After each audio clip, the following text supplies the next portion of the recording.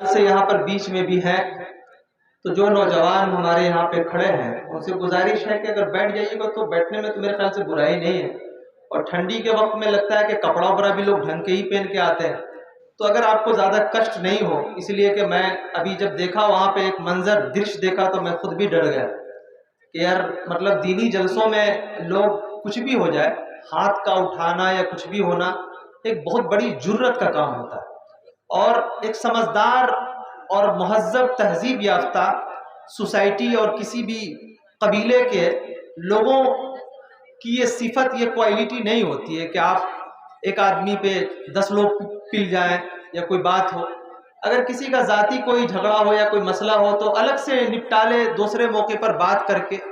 اور اس طریقے سے ہاتھا پاہی اور وغیرہ وغیرہ اس طرح کی چیزوں سے بڑی دلی تکلیف ہوتی ہے۔ اللہ تبارک و تعالی ہمارے نوجوانوں کو صحیح سمجھ دے، عقل سلیم سے نوازے۔ یہاں پر بوڑھے ضعیف لوگ بھی ہیں، بچے بھی ہیں، اور مجھے لگتا ہے کہ دینی جلسوں کا احترام بہت ضروری ہے۔ میں سبھی بھائیوں کے لیے، چاہے وہ اپنے ہوں، اس علاقے کے ہوں یا کسی اور علاقے کے ہوں، سبھی ہمارے جماعتی بھائی ہیں، اپنے لوگ ہیں۔ آپ دیکھ رہے ہیں ایک صاحب جو دوسرے مسلک کے ہیں، ان کو کس طریقے سے بامبے کی سرزمین پر خاص طور سے ATS کے لوگوں نے آ کر کے اس کو گرفتار کیا، پکڑا۔ مجھے خوشی ہوئی یہ دیکھ کر کے کہ الحمدللہ سبھی لوگوں نے مسلک سے اوپر اٹھ کر کے ان کی حمایت میں،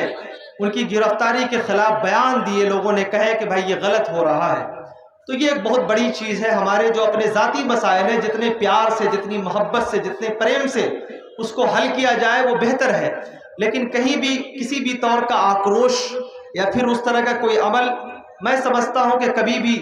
آگ کو آگ سے بجھایا نہیں جا سکتا ہے، اس کے لیے پانی کی ضرورت پڑتی ہے۔ تھوڑا دھیرج رکھیے، اگر جوش ہے، جذبہ ہے، خون گرم ہے تو اس کو بچا کے رکھیے کسی اور موقع پر جو پوزیٹو سینس میں کہیں کام دے۔ خواہ مخواہ کا اس کو غلط جگہ پہ ضائع کرنے سے آپ چھوٹے ہوں گے، بہت زیادہ بڑھے گا، جھگڑا ہوگا، ایک آدمی دوسرے پہ پلے گا، خاندان در خاندان پلے گا، ایک آدمی دوسرے کا سر پھوڑے گا، دوسرا دوسرے کا پھوڑے گا، پھر کیس مقدمہ ہوگا، پھر 2-3 مہینے کے بعد آپ پھر اسی نتیجے پہ پہنچیں گے کہ نہیں بھائی پیاری سے اس کو سلٹا لیا جائے تو بہتر ہے۔ تو اس طرح کی گھٹنائیں بڑی تکلیف دیتی ہے۔ میں دعا کرتا ہوں، اور خاص طور سے میں منتظمین سے کہنا چاہتا ہوں کہ یہ جو سامنے والی بھیڑ ہے اس کو ختم کیجیے،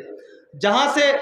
پرابلم پیدا ہو اس پرابلم کو وہاں سے ختم کیجیے۔ ان بچوں کو، ان نوجوانوں کو کہیے بڑے پیار سے کہ بھائی بڑی مہربانی ہوگی آپ بیٹھ جائیے تو اچھا لگے گا مجھے، اور میں یہاں سے جاؤں گا تو کم سے کم آپ کا جو 7-8 سال سے جو ریکارڈ دیکھ رہا ہوں، یہ صرف ایک جلسے کے لوگوں کی عزت کا سوال نہیں ہے، آپ کے پورے علاقے کی عزت کا سوال ہے۔ اور میں ان لوگوں میں سے نہیں ہوں جو چند الفاظ بول کر کے چلے جاتے ہیں، باتیں، یادیں، محبت، پیار، نفرت جو بھی ہو میرے دماغ میں گھومتی رہتی ہے، اتنی آسانی سے نکلتی نہیں ہے۔ تو اب تک آپ کے بارے میں اچھی رائے ہے اور چلا جاؤں، اور غلط رائے بن جائے تو میرے خیال سے آپ کے لیے مناسب نہیں ہوگا۔ ہم تو کہیں یہاں ہیں تو وہاں ہیں، بہت زیادہ برا لگے گا تو دوبارہ آنے سے بچیں گے،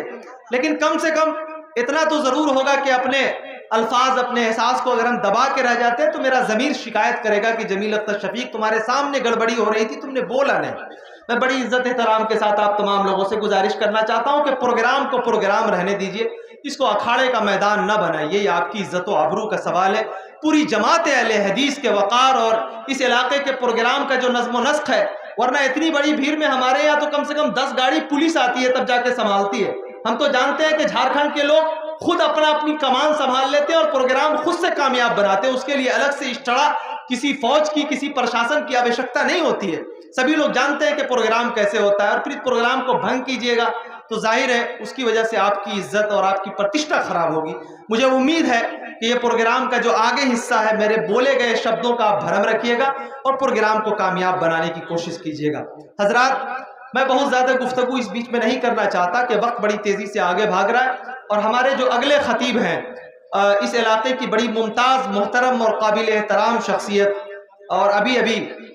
مجھے ایک صاحب نے بتایا کہ ہمارے جو منتظمین میں جناب ممتاز صاحب ہیں ان کے سسر محترم بھی ہوتے ہیں، یہ انفارمیشن میرے لیے نہیں ہے، تو اللہ تبارک و تعالیٰ ان کو صحیح سلامت رکھے۔ شیخ عبدالرحمن فیضی صاحب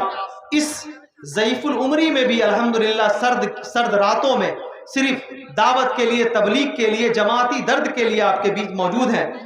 ورنہ میں جانتا ہوں کہ 50 پلس جانے کے بعد آدمی کی صحت کا معاملہ کیا ہوتا ہے۔ یہ لوگ بہت عزت اور احترام کے لائق ہیں، ان کو بلانے سے پہلے تھوڑا ماحول بناتا ہوں، اور ایک چھوٹی سی نظم پیش کرتا ہوں، پھر اس کے بعد بیچ میں انشاءاللہ آؤں گا تو پھر کچھ اور بھی چیزیں پیش کروں گا، ملاحظہ فرمائیے۔